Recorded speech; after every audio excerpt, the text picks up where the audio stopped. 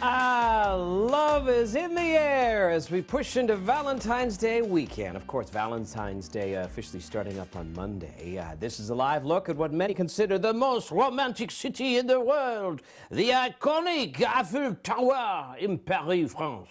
Mon Dieu. Oh, does that look nice? Over 300 meters in height. That's over 950 feet. And what have you? I'm sure some of you have been there. Just after 7 o'clock local time there, and 7 degrees variable skies. You know what's really interesting about this?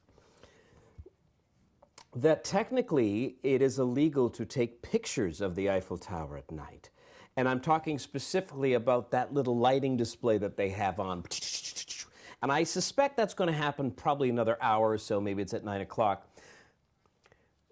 Oh, Jason's telling me actually they've just flipped the switch on that. So it's technically illegal to take pictures of that lighting display on the Eiffel Tower because, oh yeah, there it is. Isn't that beautiful?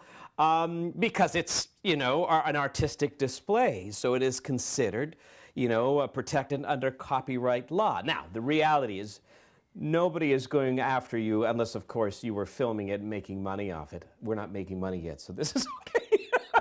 I think if we got sponsors and stuff, there may be an issue. I don't know. But I think that's the beauty of the live cam, right? They want you to see it and enjoy it. But I thought that would be a nice way to kick off the show on a Friday. Of course, Valentine's Day weekend. We did a little Eiffel Tower. And we have a lot of fun stuff coming up on today's show. Firstly, happy Friday! Yay! Another busy, heavy week, I think. But we have a lot of fun in store. We have so many people that are joining us already. I have to say officially hi to Kathy Scala from Whitby. You were the first person to submit a comment. Wendy is joining us. She's making sourdough bread, by the way. Oh, boy, what I wouldn't do for some fresh sourdough. Sarah J. Flint is joining us saying happy Friday. Alan is also in the house. Leslie saying happy Friday. Miranda as well. Lonnie is joining us. Barbara, Rose, Brenda Sim. Happy Friday, Brenda, as well as Kathy, Helen, Inez, and Connie, Margaret, all joining us today. And Joanne wants to know if I'm in my man cave. No, this is the official Here and There studio, don't you know? Yeah, now I don't have a man cave. I never got that, really. I never got that idea. I have a buddy of mine, they built this man cave in the shed behind his house, and it's got, you know, a little fireplace they put into it, a huge screen TV. He's made it into a cigar bar, and I just thought, I don't get it. I want to be with my family. I'm not judging those who want it and need it. I just didn't understand it. So, no, not a man cave. Anyway, coming up on the program today, we're going to be keeping in with the love theme today. And we're going to open up our Nod to Nature file, and I'm going to show you, you know, animals that believe in love. I mean, there are not many mammals that mate for life, but the one I'm going to show you I think will surprise you, and just beautiful, beautiful video and pictures I'm going to show you. So that's coming up. Plus, we're going to share the findings of the most amazing and brand new study. This will change your life, and I mean that. I was doo-dah about this. So we'll talk about that. We have the full forecast, new AKQ, and we're also going to play a round of food, fact, or fiction. But we're going to start with a very special day today. You know what it is? Today is officially Inventors Day. Inventors. You know, what would the world be like without inventors? I mean, they are true solution makers on so many levels. And I was doing some research for the show, trying to determine and come up with a list of the greatest inventions of all time. And as you can imagine, there are many out there. But there seemed to be, you know, a general consensus of sort of a group or a handful of inventions that really have earned the respect of some of the greatest of all time. So that's what we wanted to sort of go down. Now, these aren't in order, mind you, but I think you would agree that this allowed us to progress to many other inventions that continue to today. I mean, you know, it doesn't stop, right? So let's start off, again, not in order, but the first one is the wheel. I mean, we don't really give much thought to it, but the concept goes back to 3500 BC, and it was used originally in the creation for pottery, right, for spinning around, not just in the movie Ghost. But from there, it was put on a chariot, and the rest is history. The wheel, right? The other one was, now this is interesting. It never really, you know, came to me, but the nail. A simple metal fastener, and archaeologists have traced nails to ancient Egyptian times. And what's so cool is that to this very day, for the most part, it's still the same shape and design. I know you have some special spiral nails, and maybe some are certainly oxidization on it, zinc plate and all that, but the concept is still there, right? It's a fastener, so I thought that was really neat. The third one, as we continue with the greatest inventions of all time, is paper. Again, something that is so, important into our life here. We don't give it a thought, but it has become an indispensable item, allowing us, of course, to write down and share our ideas. And it was invented about 100 BC in China, but paper, we take it for granted. Now, maybe too much so, right? Because, of course, we don't want to abuse it. It comes from trees. We need to recycle. But as we continue our list, penicillin is in there on some of the greatest inventions of all time. It was one of the first drugs to be used against disease, and it began the era of antibiotics. It was invented by a Scottish scientist in 1928, but he lived for a period of time in Nova Scotia. Does that mean Canada can have some claim to it? No, technically invented it in England, but I still like that story. And by the way, as that ad states, yes, indeed, penicillin cures most forms of gonorrhea, even today.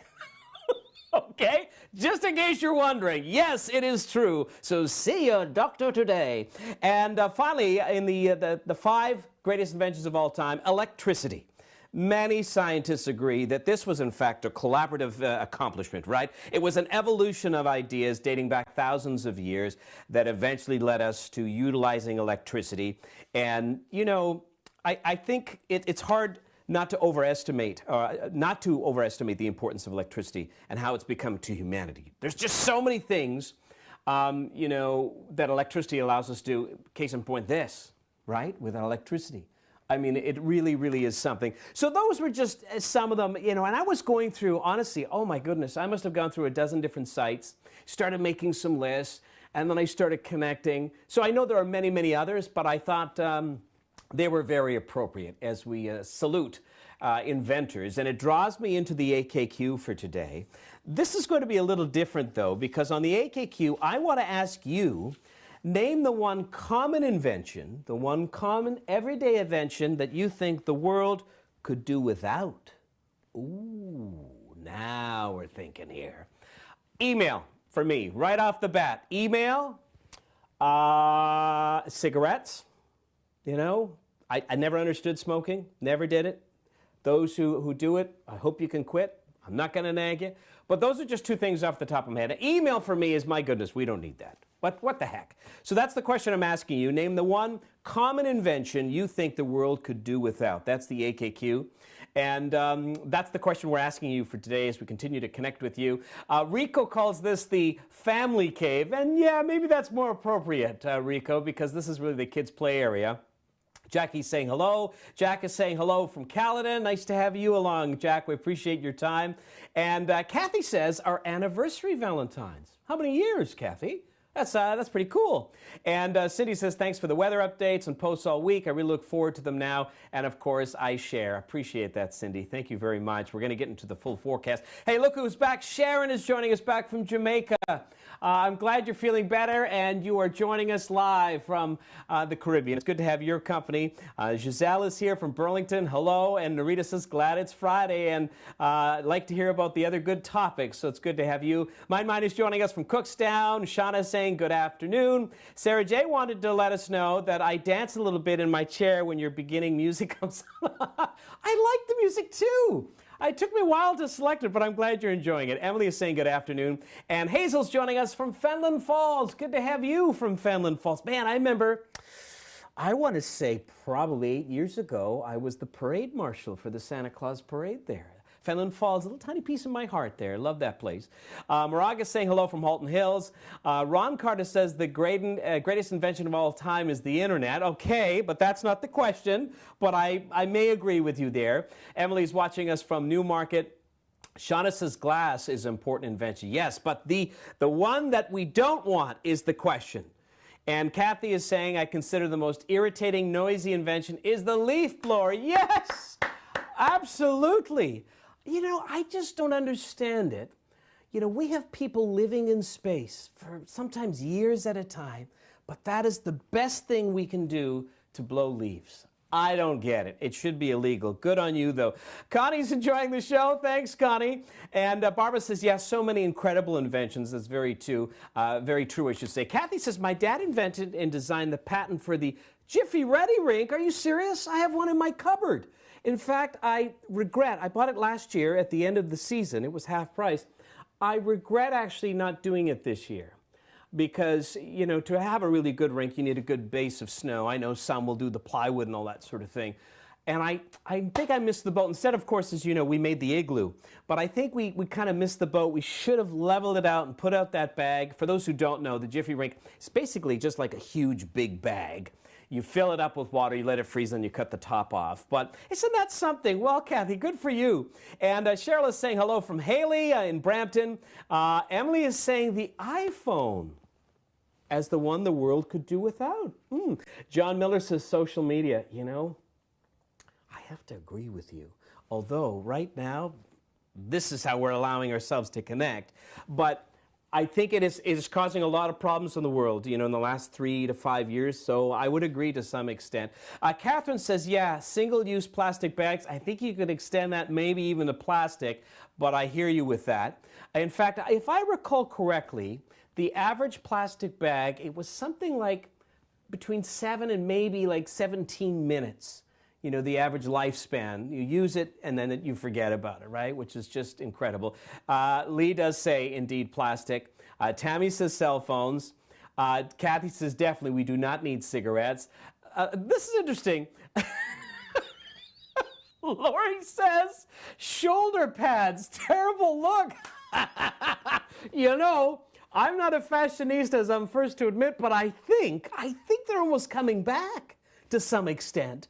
Maybe not in men's fashion, but if somebody could confirm that with me. Oh, Ron says, okay, fine, I'll stop emailing you, LOL.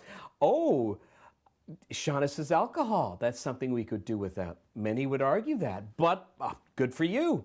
Nancy says Alexa. I won't do Alexa in my home. She's not allowed. I'm telling you, I just think it's creepy. Yeah, Wendy adds plastic. Mine says plastic. Oh, Alan says TikTok. You know, I just signed up on TikTok, but I've done nothing on it. I quite frankly, you know, I just don't get the time that we have to invest into doing stuff like that, but it's out there anyway. Maybe I'll start doing stuff on it. Marilyn Sargent is joining us from Owen Sound. Sarah J says plastic. Oh, Kathy says 35 years for their anniversary. Well, happy anniversary. I hope it's a special one for you. Oh, and mine also says I like the music too. Jane says, I think we can do without protest. Now, you know, that's interesting because I think having the ability, you know, and the opportunity to protest is important, but I think it's how you conduct that protest. And I don't want to get into that whole debate, what's going on, you know, east of us here. But clearly, I mean, this goes well beyond. It's not about a protest. In fact, as I tweeted earlier this week, the CEO of the largest trucking firm in the country said the vaccine mandate is a non-issue. And he has the most trucks in the country. He said more than 90% are vaxxed, and those who've chosen not to, we just reroute them so they don't cross the border, they stay in Canada. It's not an issue, and January was his best January ever in the history of his company. So that protest there is really not about vaccines. But I don't want to get into that, but I hear what you're saying. Christopher says, large packaging holding small items. So true. And you know what? We as consumers, we can demand to say it's got to stop because it is such a waste. Yes, Giselle says artificial snow like at the current Olympics. In fact, as I tweeted as well and posted, this is the first Olympics in history that is using 100%, virtually 100% artificial snow for the snow-based events. So there are a lot of people. Nancy's adding, thanks for the daily forecast. Thank you. Emily adds that one of the great inventions are hearing aids, and they get so small. My dad, man, he would lose them like... You know, like they were just pens falling out of his pocket. So we'll be all on the carpet saying, where is it? Where is it? You know, and they aren't cheap, but they do change certainly your quality of life. And Pat O'Brien says styrofoam takeout containers. Absolutely. Kathy Woolley's joining us, saying good afternoon from Mississauga. Thanks for joining us. And And also, Lois is joining us saying styrofoam. Jack says artificial snow, mentioning about the Olympics again. Also, Joanne says, can do without the squeaky dog toys. Well, I think my dog may argue that. She loves her rubber chicken. And that's a true story. But anyway, we're going to reconnect with you on those questions coming up very shortly. Let's continue, though. I've got some great stories for you. If you are a pet lover, speaking of squeaky toys, this is an amazing story. A family in Portland, Maine, okay? So that's the U.S. Northeast, right?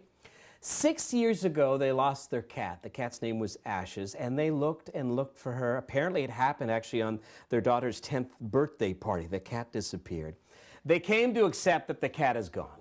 It's not coming back. Some of the family thinks maybe it became, it was attacked by another animal, that sort of thing. And they just said, okay, Ashes is gone. Until this week. Hello?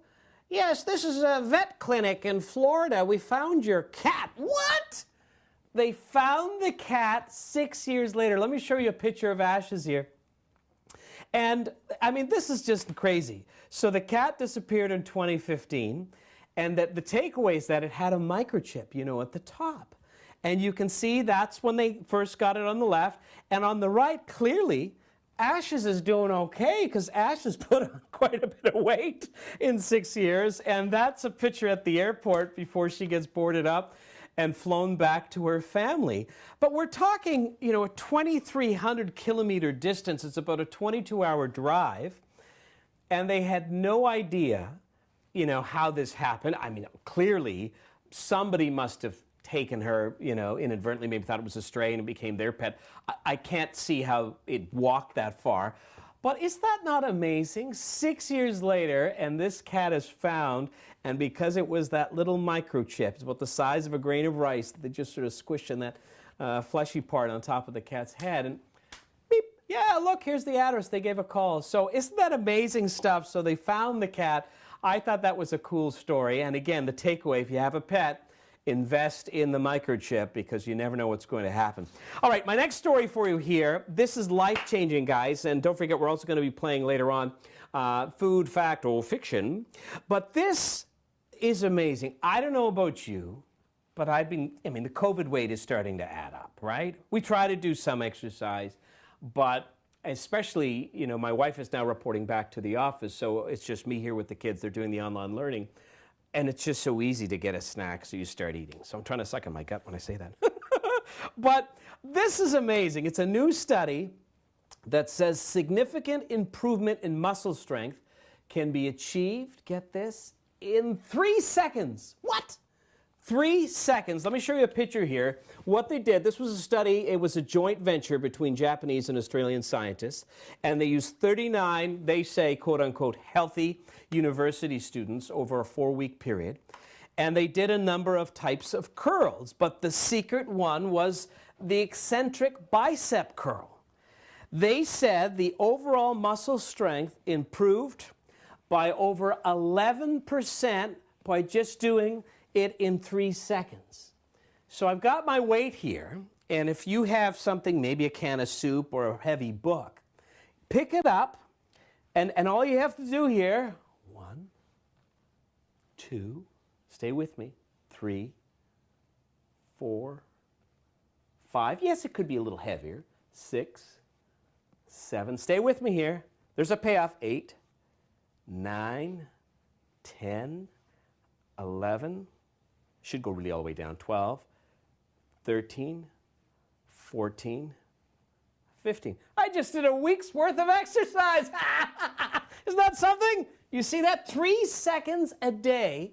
And they said if you did the eccentric curl, you could get as much as 11% improvement with muscle strength. Is that not amazing? And it gets better. Now they're speculating, using the data from this, using the science from this, they want to work on other studies to see if they can, also create a full body workout under 30 seconds. I mean, sign me up. I am ready. I just was so floored about this. And the advantage is that they say, the key, if you're doing 3 seconds, you're not going to have sore muscles, especially if you're a little bit older. So this is something I mean, honestly, I was just so ecstatic. I really wanted to share. I didn't even want to post it on Twitter because I want to share this with you guys. 3 seconds a day. So something to consider. The eccentric bicep curl, 3 seconds a day, all right? Something to think about, which is very cool. Sarah J says, my dog has jumped onto my couch, so she's now joining your show today too. Well, good. What's your dog's name? Let me know. Marilyn says I could do without golf on TV. Yeah, I don't know. You know what? Maybe on a Sunday afternoon. It's interesting, though. After Tiger Woods had all those scandals, you know, the whole sport was resting on his shoulders because it re-energized because he was so good. And then, of course, he sort of trailed off because of the scandal with his wife and that sort of thing. And there was a real concern. In fact, it probably is to this day. Golf is not a cheap game, right? And, you know, 30 years ago, it was okay for dad to say, honey, I'm going out for 8 hours to play 18 holes. Nowadays, that doesn't happen, right? Because mom and dad, I mean, moms are working too.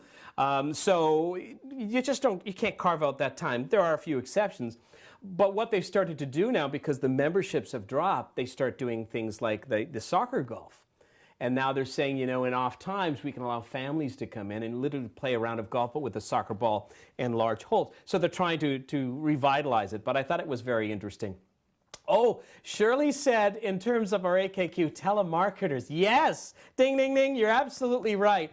If Joe calls me about air duct cleaning again, man, so true. And that's another thing. I can't figure out, how can we not have something that somehow figures out that it's one of those callers, right? I don't get it. Christina says rubber chicken. Oh, yes, Christina. Christina gave us the rubber chicken for Nova. So you're absolutely right. Christina, by the way, joins us normally on the Blue Files. And we've just going to be starting a new production, a new season of that on my YouTube channel if you want to check that out. I'm hoping to have some new episodes possibly by next Friday, but she's my co-host with that, joins us from the West Coast, so good stuff. Let's see here as we continue to scroll down here before we get into the forecast. Shauna says, pet stores sell them. My dog has one, but hates it. Well, you know, every dog is different, right? And Catherine's saying, hello from downtown. Great to see and hear you again. And TGIF, have a super weekend, everybody. Oh, isn't that nice? And Morag agrees with Shirley about the telemarketers, specifically duct cleaners. Sometimes I say, oh, I don't have ducks, I have chickens, and to see what they say. And they sort of pause, right? Anyway, let's get to our forecast. Still lots of fun coming up. If you're enjoying it, show me some hearts, but I want to get into the details. We're going to start off by letting you know that the weather is brought to you by the Big Blue Marble podcast. Listen along as I feature undeniable stories of our changing planet and the amazing people that are trying to save it. It is available now in your favorite podcast player, as well at bigbluemarble.earth and www.anwarnight.com. We have another brand new episode that will be ready for you to listen to this coming Tuesday. So for there, I want to get into our radar, and I made a system map out of it. This is an Alberta clipper that's moving in across the region. And what we have is the warm front ahead of it is giving us those temperatures above the freezing mark. So that is why it started to snow and it started to warm up, warmer air moved in, because it's pretty gusty southwesterly winds. It's mixing in with rain showers and in some cases light rain. The rain, for the most part, will be hugging along the shoreline of Lake Erie and Lake Ontario. And as you move a little bit further north, it's that mixing, slushy stuff. And I'm not forecasting a lot in terms of accumulations. There are a few exceptions, and I'll highlight that in a moment. But it's that cold front. Once that swipes in and changes the direction, it's going to flip things over to snow, but it's also going to allow another big blast of very, very cold air to move in. So let's put it all together in and around the GTA. You're going to see that snow mixing in with showers. We've seen that over the last 90 minutes or so in and around the western edge of the GTA. And then as we get into the drive home, I think it's going to be a slushy mix, and then again changing to snow as we get into the overnight as the cold air moves in. But 4 is our forecast high, 0 for an overnight low, which is well above where we should be. and a westerly flow. And you're going to see that cold air really take charge into Saturday. More on that in a moment. Rest of southern Ontario, cloudy with snow showers, mixing with rain, and we're seeing that in some areas already, 1 to 4 degrees. There are lake effect bands in Huron, Perth, Grey Bruce. You know, even parts of Caledon, you could see accumulating snow and then blowing snow. I'll put 5 to 10 centimeters overall. But overall, it'll be confined into those areas. The further north you go, where it's cold enough, it's just a snow event, okay? Southwesterlies 25 to 50 kilometers an hour. Then tonight, cloudy, scattered flurries, light snow, 2 to 4 additional centimeters in some areas. Risk of freezing drizzle in southwestern Ontario, 2 to -7. This is where it gets interesting. So it will be +2 in Kingston. So that means it's still going to be wet snow showers. It will be -7 in Haliburton. But -13 is your norm, so it's well above where it should be, and -6 in Windsor. And you'll see that temperature start to drop through the day on Saturday. 5-day forecast. So we'll get a few flurries, very scattered early morning on Saturday. And the temperature, the warmest part of the day is at breakfast time, and it plummets, all right, to -8. Although, yes, you're going to see some sunshine, but overnight lows -17, -18. Sunday, mix of sun and cloud, -10 is the high, down to -20. Some areas even colder than that. This is not factoring in the wind chill. So that's that cold Arctic air, that push moving in. It lingers into Monday with increasing clouds, -8, then -4 on Tuesday, mix of sun and cloud. The good news, bring on the good news, please, Anwar. The good news is that it looks like we're going to see a bit of a warming trend after this coming week. It looks like the end of February, it's going to be milder, and that could be the beginning stage, of course, of spring, which we're all anticipating. So we're hoping for that. Hope it doesn't change, but I want you to know there is a bright light at the end of the tunnel. Okay, so Rose says, by the way, wow, the cat came back. Yeah, talk about 9 lives. And also, Emily was floored about the 3 seconds. I'm glad to hear that. Aisha says 3 seconds a day is my kind of workout. And Rico says I already look slimmer.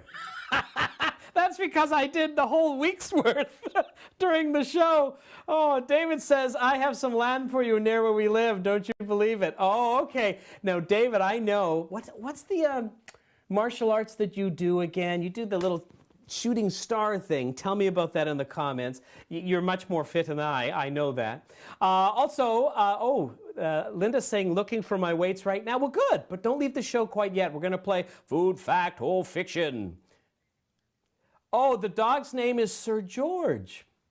That's pretty regal, Sir George. Well, good for you. And also, Elizabeth says, would you need to do the other arm as well? Yes, you always want to balance it out, but I didn't want to bore you with 30 seconds of exercise, but yes. Always good to do both sides so you're not straining one side or the other. You're working them equally, right? Now, I should put a disclaimer. I am not, as you can tell, I am not a fitness trainer, but I'm going on the scientific data here. Oh, man. All right, let's get into our game. And this is, of course, Food, Fact, or Fiction. So we'll bring up the main page. We'll put on some music here. And this is a real fun, easy game that I created. And it seems to really connect with you, so I'm really happy about that. I'm going to read out a food, drink-related question, and you tell me simply if it is a fact or if it is fiction. And don't Google. That takes the fun out of it. So that's what I'm going to look for. And as we start off with question number 1, you ready for this? For food fact, should we do it officially? Let me get this going here. Time now for Food, Fact, or Fiction. Question number 1. Some pumpkins grow so fast that you can hear them in the field.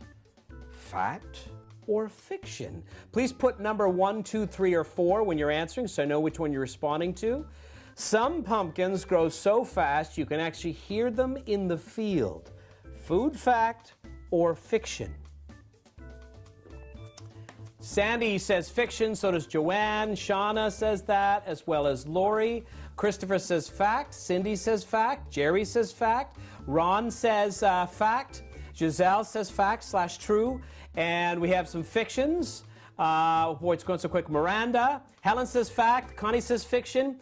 Mine says fiction. Catherine says fact. Sarah J says fiction. Tammy says fiction. Cindy says fiction. You know, I want to say it's almost half and half, but maybe it's about 60-40.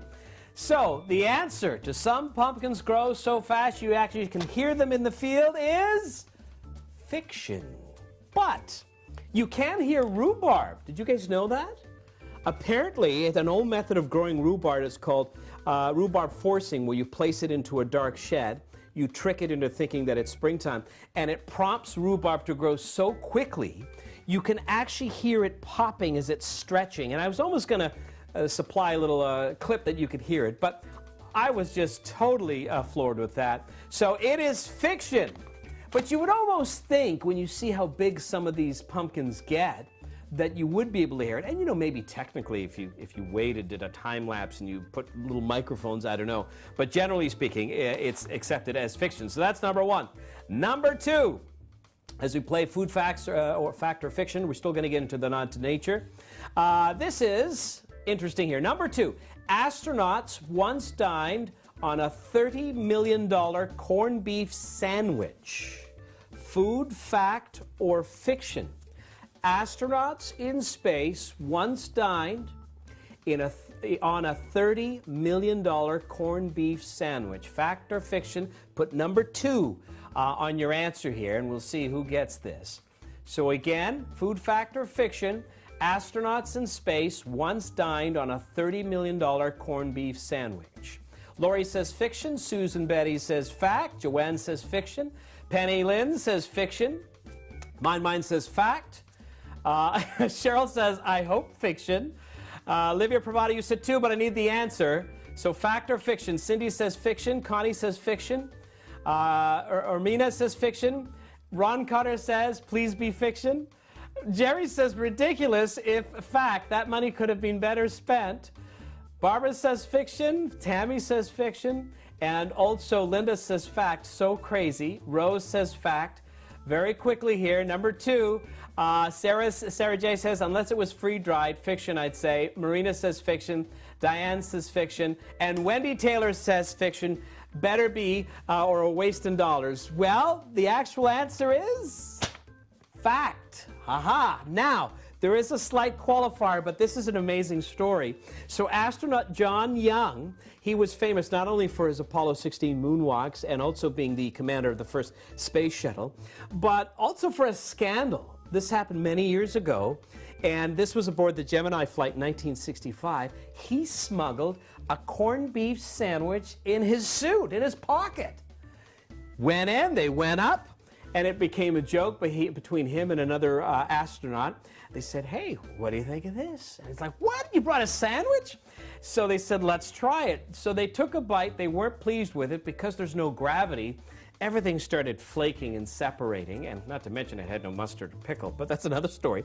But true story, he brought it, and they just thought it was just sort of fun. We have to remember, back in 1965, I think it was more they were mavericks, right? They sort of, pushed the line. They were young guys, and today, I mean, you wouldn't see Chris Hadfield bringing a corned beef sandwich in his pocket. But what happened when they returned, the incident sparked a huge debate because the U.S. House of Representatives, they ended up having NASA officials forcing them to testify about it.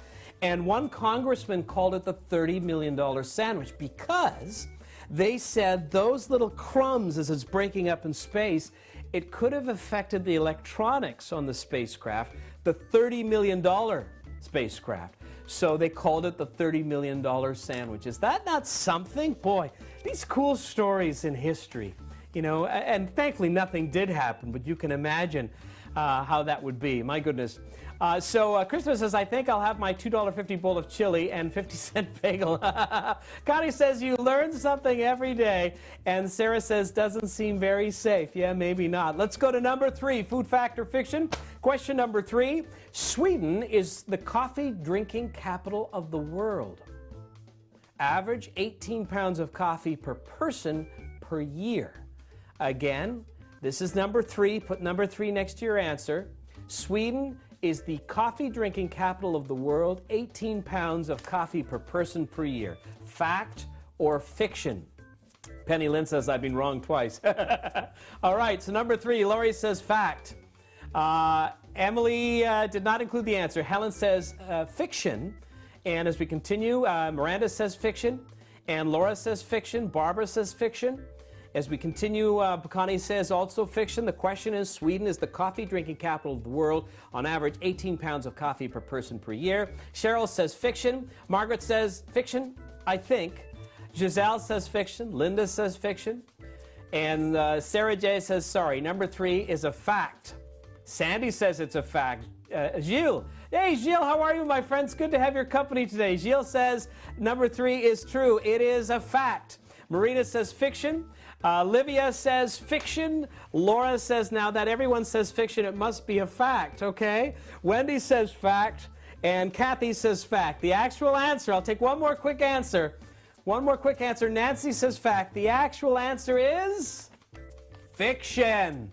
Fiction. Actually, Finland is the coffee capital. They drink over 26 pounds of coffee. And the top 3 are Finland, Norway, Iceland. Sweden is actually 6th. But what I love about this, Canada, holding its own, we're in the top 10.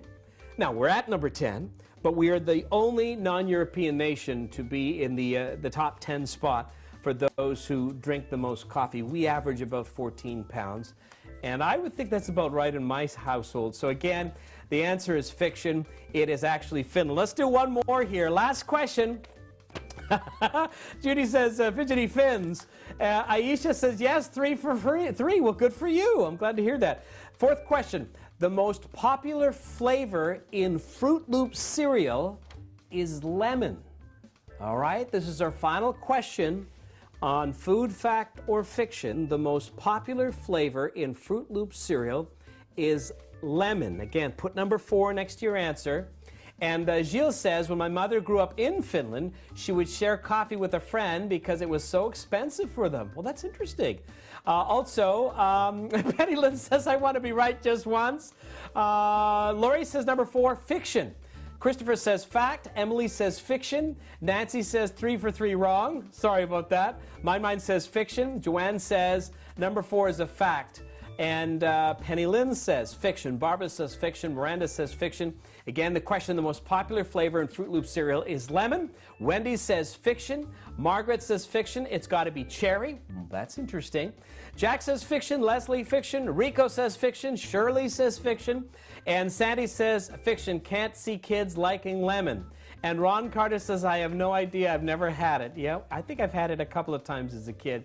The actual answer is, in fact, fiction. Yes. In fact, all of the Fruit Loops taste the same. It's just color in there. There are no distinct flavors, which that's why they call it fruit, F-R-O-O-T, Fruit Loops. But what's interesting here is that in the UK, when they started to expand into that market, they had to only go with 3 colors because they were mandated to use natural colors. So nothing artificial. So they would use things like, you know, whether it's beet juice or carrot juice to make a color. They only had 3. So it is, in fact, fiction. And that's something you can have a wager with your friends. And you can say, you know, which is the most popular flavor. The fact is there is no flavor. It's all the same. It's just coloring in there. Congratulations, by the way. Aisha says 4 for 4. Woo! Got to buy a lotto ticket. Yes, and remember who inspired you, Aisha, please. Just before we wrap up, guys, I want to get into the nod to nature as we continue to celebrate Valentine's Day. And as I mentioned earlier, you know, love in the animal kingdom is I mean, obviously, mating is part of their DNA. And the thing is, when it comes to mammals, it's like 3 to 5% that mate for life. Some may think of swans. They're pretty iconic in terms of a partnership. And they, you know, even in around the Stratford area, we can see swans out in the Mississauga region, down at Rattray Marsh. But there are some other ones. And this one, in terms of lifelong pairs, I think will really astound you. It is, in fact, gray wolves. Yeah. So take a look at this video. They're the largest members of the dog family, just beautiful animals. There are 5 subspecies, by the way, of gray wolves in North America. And that's why their coats, in fact, can vary from pure white to brown, gray, cinnamon, or black. But they often mate for life. They will travel in packs of 4 to 7, and they're led by the alphas, mother and father. And it's the parents that will typically track, hunt, and choose the dens for the pups or the younger wolves. And you know, they can roam as much as 20 kilometers in a single day, which is really quite something. Beautiful animals. The gray wolf. when we talk about Valentine's Day and true partnerships. Who was surprised by that, by the way? And Sarah J is saying Happy Valentine's Day to you and your family. Mine says so lovely. Lonnie says beautiful animals. Yeah, I really think they are. So that is our Nod to Nature, a worthy entry as we start to wrap up another show. Listen, if you're enjoying what we're doing, please again, send me the hearts, the likes. The hearts I appreciate better because we're going into Valentine's Day. But also, if I could ask you, please share this show with at least 2 friends this weekend. Tell them about it. Let's share, the happiness and the fun that we're having. And also be sure to follow my page. I try to do also daily updates on the weather when I can, time permitting. But let people know about it as we continue to grow. The key, though, again, if you follow and share, we start to really expand the audience. It's so good to have so many of you here. And Sarah J says, I share with everyone. Well, I appreciate that. Also, a new podcast episode coming out next Tuesday, talking about Earth's black box. More on that to come. I'll post it on Twitter and Instagram. And if you want, you can also sign up for my Big Blue Marble newsletter. It's free to your inbox once a month. And there are some other great stories there. And you can subscribe at anwarknight.com. On that note, my friends, I want to say thank you. Thank you for your time today. Thank you for, once again, making me smile and feel so great on a Friday. I hope the same for you. If you're watching this program on my YouTube channel, please like and subscribe. Support the work that I do. And let's all do it again next Friday. Be safe, be well, have a happy Valentine's Day, and we'll see you next week, everybody. Bye-bye. Thank you.